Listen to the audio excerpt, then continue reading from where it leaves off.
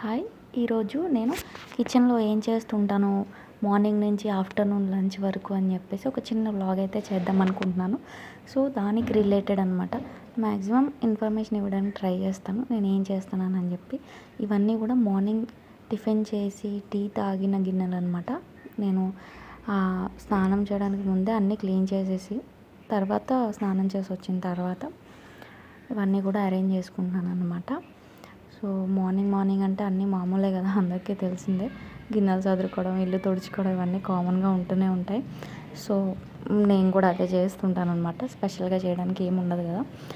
So ఇప్పుడైతే మేము chicken with gongura curry చేసుకోబోతున్నాం. ఈరోజు స్పెషల్ అనమాట. సో వంట చేయడానికన్నా ముందు మొత్తం అయితే మనం క్లీనింగ్ మొత్తం చేసేసుకుంటాం కదా స్టవ్ దగ్గర. అటు ఇటు గిన్నెలు ఉంటే కాన్సన్ట్రేషన్ అంతా తప్పిపోతుంటుంది. సో అదే పని చేస్తున్నాను. ఇంతలో మా ఆయన టీ పెట్టమంటే టీ పెడుతున్నాను అనమాట. ఇంతలో మా పాప వచ్చి అమ్మ గులాబ్ జామ్ చేయి అని చెప్పి అడుగుతుంది.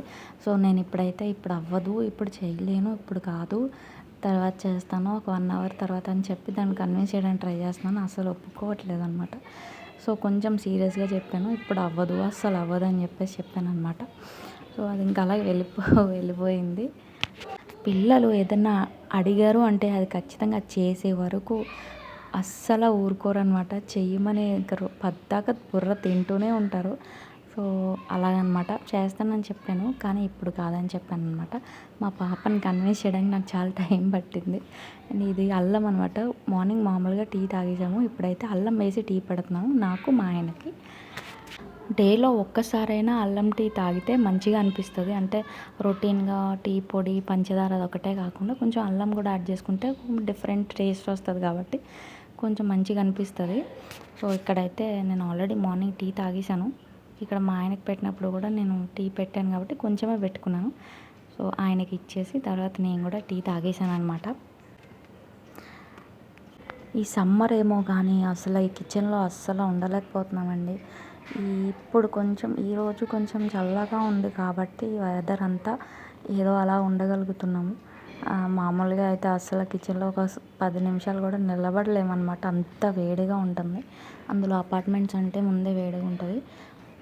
సో ఇక్కడ ఏంటంటే నేను బియ్యం కడుగుతున్నాను. బియ్యం ఎందుకు ఇంతసేపు ఇలా కడుగుతున్నాను అని చెప్పేసి అనుకుంటే, ఈ బియ్యం వచ్చేసి పంట బియ్యం అండి. ఇవి మా ఆయన తెచ్చారు.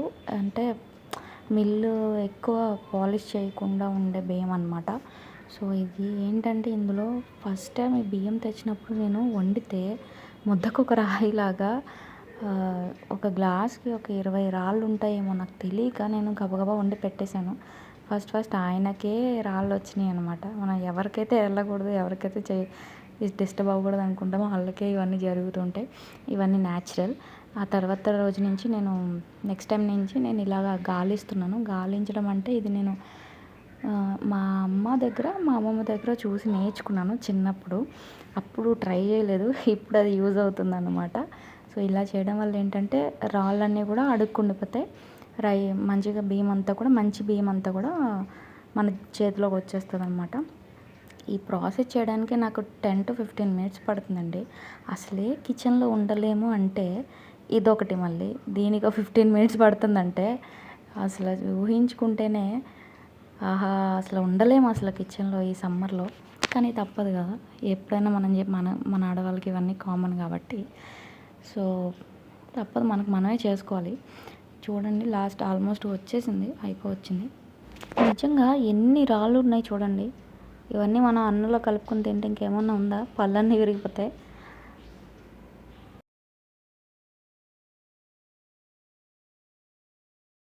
ఇంతలో మా ఆయన చికెన్ కూడా తెచ్చారనమాట. సో నేను ఆ ప్రాసెస్లో ఉన్నాను. క్లీనింగ్ చేసేసి మొత్తం అంతా కడిగేసిన తర్వాత, మేము ఎప్పుడు స్కిన్లెస్ చికెనే తింటామన్నమాట. స్కిన్తో ఉన్నది పెద్దగా తినాలని అనిపించదు, తింటుంటే కూడా అంత మంచిగా అనిపించదు కాబట్టి స్కిన్ లేకుండానే తీసుకొస్తారు. ఇది మొత్తం కేజీ అనమాట. ఇలాగో మా అక్క వాళ్ళ పిల్లలు కూడా ఉన్నారు, సమ్మర్ హాలిడేస్కి వచ్చి ఉన్నారని చెప్పి కేజీ తీసుకొచ్చారు. ఇదంతా కడిగేసాను. ఇక్కడ మా అక్క వాళ్ళ పాప నాకు ఉదయం నుంచి నేను హెల్ప్ చేస్తాను నీకు అని చెప్పేసి అంటుంది. సో దానికోసం పిలుస్తున్నాను, వచ్చి ఉల్లిపాయలు కొయ్యని చెప్పాను. నాకు చిన్నప్పుడు ఎవరు ఇలాంటి పనులు చెప్పేవారు కాదు పిలిచి. దానికి చెప్తుంటే దానికి ఎక్సైటింగ్‌గా అనిపిస్తుందనమాట. ఇంకా పని చెప్పు పిన్ని, ఇంకా పని చెప్పు పిన్ని అంటుంది. చేసేటప్పుడు మాత్రం తను ఉల్లిపాయలు కట్ చేసేలోపు నేను చెప్పాను కదా చికెన్ గోంగూర అని చెప్పేసి, గోంగూర మొత్తం ఒలిసేసి మొత్తం అంతా క్లీన్ చేస్తాననమాట. క్లీన్ చేసేసి మొత్తం కర్రీ కోసం అరేంజ్ చేసేస్తున్నాను. ఇంతకీ ఏంటంటే కర్రీ నేను వండట్లేదు, మేడ్ బై హస్బెండ్ అనమాట. నేనేం నాన్ వెజ్ ఐటమ్స్ అస్సలు వండనండి. నేను వండినా మా ఆయనకు నచ్చదు. ఎందుకంటే ఆయనకు వంట వచ్చు కాబట్టి. వంట రానోళ్ళనైనా ఏదో ఒకలాగా వండేసి మెప్పించవచ్చు, కానీ వంట వచ్చిన వాళ్ళని మెప్పించడం చాలా కష్టం. సో నేను అందుకే నాన్ వెజ్ వండను. ఓన్లీ వెజిటేరియన్ మాత్రమే నేను వండుతాను. నాన్ వెజ్ ఎప్పుడైనా సరే వీక్లీ 2 టైమ్స్ 3 టైమ్స్ తెచ్చుకున్నప్పుడు ఆయనే వండుతారు. ఆయన ఖాళీగా ఉన్నప్పుడు మాత్రమే తీసుకొస్తారనమాట. సో ఇక్కడ అన్నీ అరేంజ్ చేశాను. అల్లం వెల్లుల్లి పేస్ట్, గోంగూర, చికెను, ఉల్లిపాయలు, పచ్చిమిర్చి. ఇది సీక్రెట్ మసాలా, ఆయన స్పెషల్గా తయారు చేసిందనమాట. ఇది గరం మసాలా అనమాట. ఉప్పు, కారం, పసుపు ఇవన్నీ కామనే. సో ఇక్కడైతే ప్రాసెస్ కూడా స్టార్ట్ చేసేసారు. ఆనియన్స్, రా మసాలా కొన్ని వేసారు. ఆ తర్వాత పచ్చిమిర్చి మొత్తం ఫ్రై అయ్యేలాగా, కొంచెం బ్రౌన్గా వచ్చేలాగా, తర్వాత గోంగూర కూడా యాడ్ చేసేసి మొత్తం కలిపేసిన తర్వాత అల్లం వెల్లుల్లి పేస్ట్, సాల్ట్, పసుపు, కారం, garam masala and chicken masala and secret masala మొత్తం అన్నీ వేసిన తర్వాత చికెన్ కూడా వేసేసి మొత్తం అంతా ఫుల్గా ఆ గ్రేవీ మొత్తం చికెన్ పీసెస్కి పట్టేలాగా మొత్తం అంతా మిక్స్ చేసుకుంటారు. మిక్స్ చేసిన తర్వాత ప్రాసెస్ అంతా నాకు తెలుసు.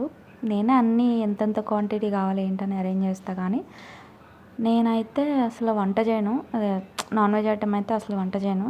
ఏమో టేస్ట్ అటు. ఎలా ఉంది రుచి? ఎలా ఉంది రుచి?